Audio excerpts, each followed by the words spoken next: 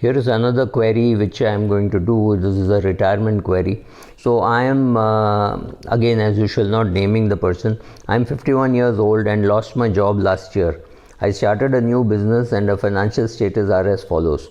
My age is 51. I have no debts or loans. I own a house.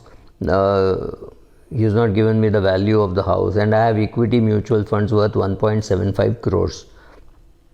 I have a term policy for 1 crore, and I have medical coverage which covers 10 lakhs for the family floater plus top up of 50 lakhs and that's the medical thing, and I do an SIP in mutual funds of rupees 1 lakh per month. Will this be sufficient for me post 60 years of life, and will it be comfortable for me financially? My current expenses are 75,000 per month, and I prefer maintaining that lifestyle even after my age of 60. Now, this person is 51 years, and looked at the language that he uses. He says he lost his job last year and then started a business.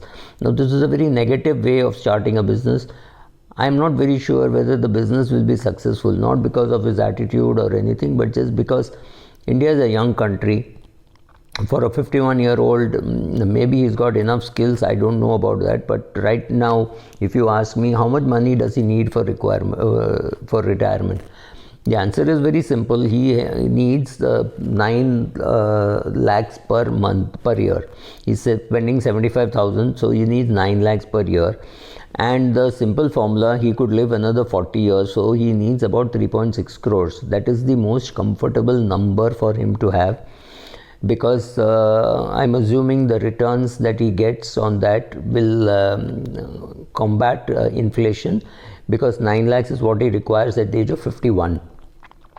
Obviously, every 10 years at least, at 7% inflation, it would double. So at 61, he will need 18 lakhs, right?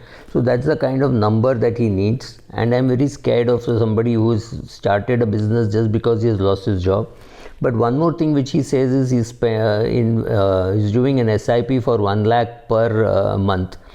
I'm assuming this 1 lakh per month is out of post-tax income. He has not told me how much he's earning in his business, because he's earning enough in his business to pay tax and after that do a 1 lakh per month SIP. Now, if he can do this for the next, say, 14 years, because if it's his own business, he may not retire at 60, he may retire at 65.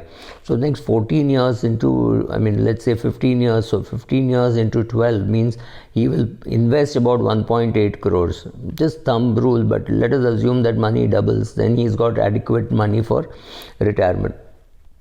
However, currently he has only 1.75 crores, and it is completely in equity mutual funds. He does not seem to have any other asset. That, I think, is a very, very risky asset allocation, simply because now he does not have a job. He has to create a corpus for his own self. He has not said anything about his family, so I don't know about that.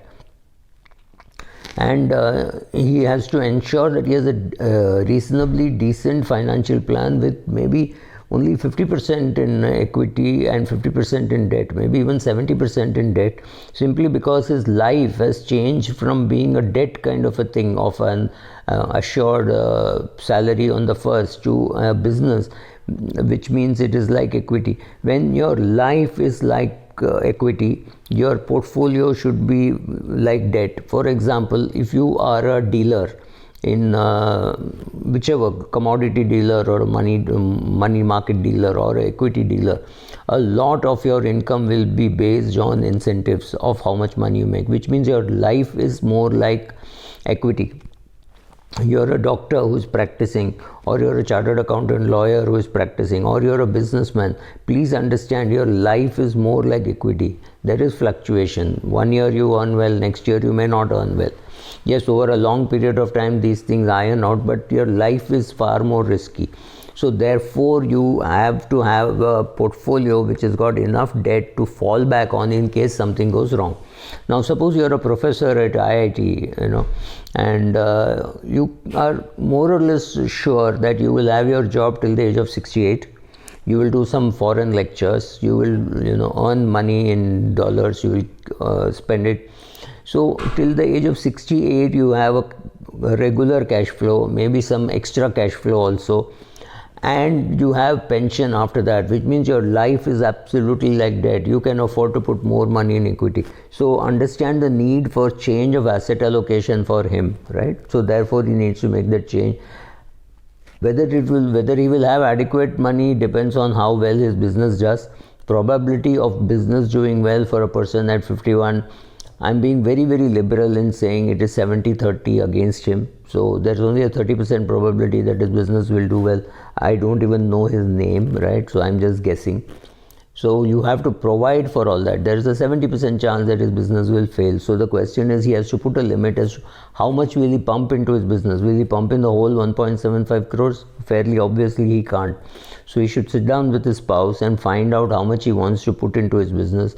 At some stage cut off and say, I can't afford to put more. Maybe I'll take up a job. Maybe he won't get a job, right? Lot of uncertainties, but I would still think first change in asset allocation is the most important thing. You can't be completely in equities with such a small corpus. 1.75 is not a very big corpus.